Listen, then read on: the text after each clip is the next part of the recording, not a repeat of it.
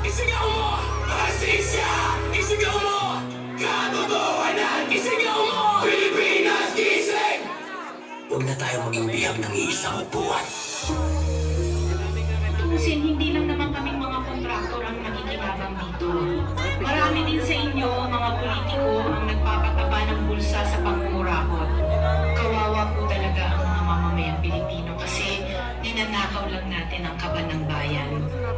Sinong umaahon, tayo ba o sila? Nangiti nila habang nakakabog ka pa sa akin. Sa pinaghirap ang nangyayari.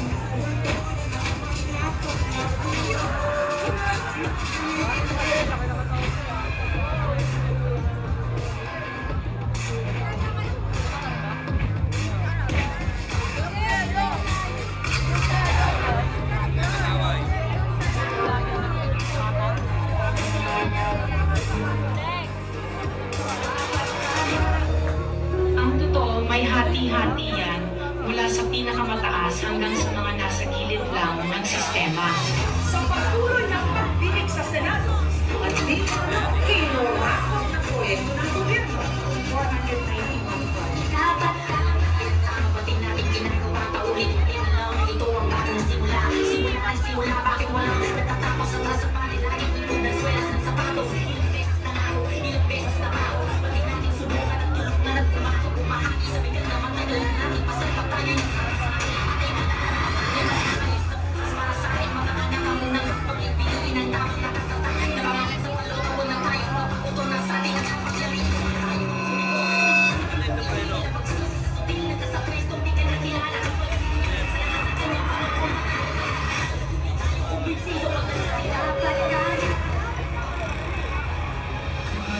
Huwag ninyong ipakita sa publiko na malinis kayo dahil sa bawat proyekto may kapalit na porsyento para sa inyong mga opisina. Tingnan ninyo rin ang mga pangalan na nakaupo ngayon at lalo na sa mismo mga nagpapalakad ng gobyerno.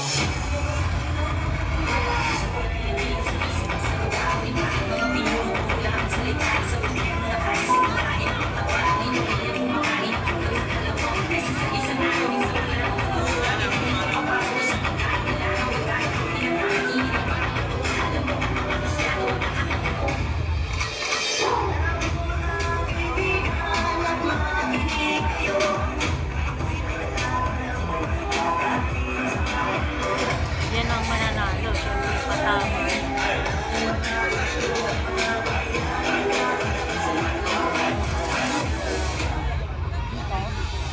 Kailan mo nga ba isa sa puso na inihalal ka ng taong bayan upang maglingkod, hindi para magpayaman, upang magsilbi, hindi para maging gahaman.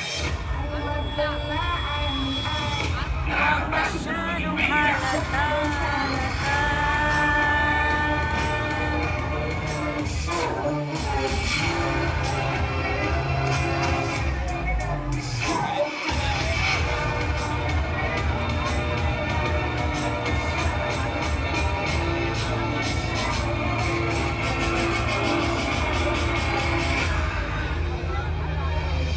Pera ng taong bayan, pero tayo ang nakikinabang. Hindi ba tayo nahiya? Ang mga mahihirap mas lalong naghihirap. Kaya tama na ang pangmurakot natin.